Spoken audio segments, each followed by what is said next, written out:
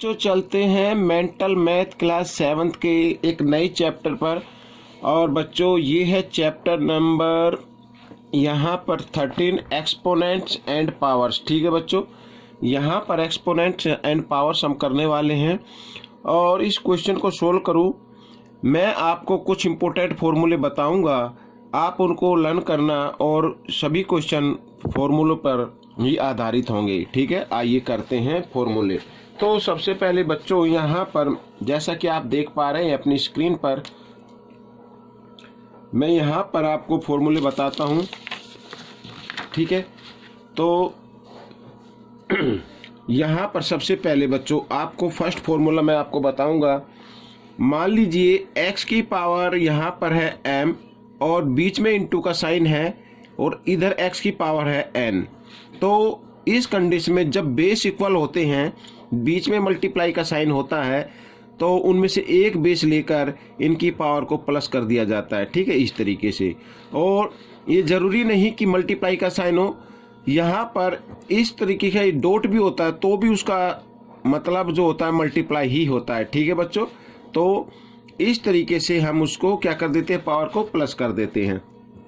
Number 2, यदि base equal हैं, ठीक है, और बीच में डिवाइड का साइन है, ठीक है, बीच में क्या है, डिवाइड का साइन, तो उनमें से, ठीक है, बेस इक्वल है, बीच में डिवाइड का साइन है, पावर दी हुई है, तो हम क्या करेंगे, एक बेस लेंगे और पावर क्या हो जाती है बच्चों, माइनस हो जाती है इस तरीके से। ठीक है। नंबर 3, ये फॉर्मूले आपको याद करने चाहिए। और नंबर 3 है, मान लीजिए x है, x की पावर यहाँ पर कोई दी हुई है, मान लीजिए m है और इधर कोई पावर है n। ठीक है, और एक पावर इनसाइड होती है, एक पावर आउटसाइड होती है ब्रैकेट से, तो इस कंडीशन में वो पावर क्या हो जाती है, मल्टीप्लाई हो जाती हैं। ठीक है बच्चों, एक फॉर्मूला ये हो गया।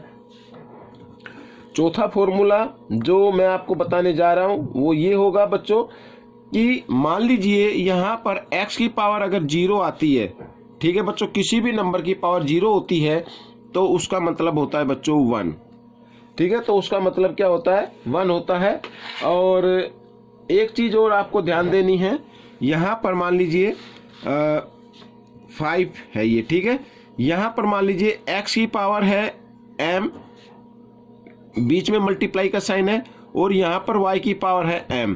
कहने का मतलब बेस अलग अलग है, बीच में मल्टीप्लाई का साइन है और पावर सेम है। ठीक है, तो इस कंडीशन में क्या करना है, तो दोनों को आपस में मल्टीप्लाई कर देना बेस को, और एक पावर लिख देनी है ऊपर। ठीक है बच्चों, इस तरीके से।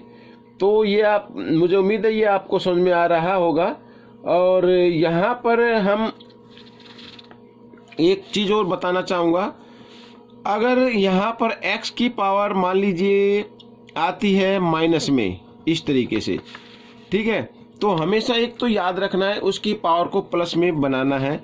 और पावर को प्लस में बनाने के लिए क्या करते हैं, उस बेस का, जैसे ये x है ना, x के नीचे कुछ नहीं है तो 1 मान लीजिए, तो बेस का हम क्या कर देते हैं, रेसिप्रोकल कर देते हैं, 1/x हो जाएगा और इसकी पावर प्लस में हो जाएगी।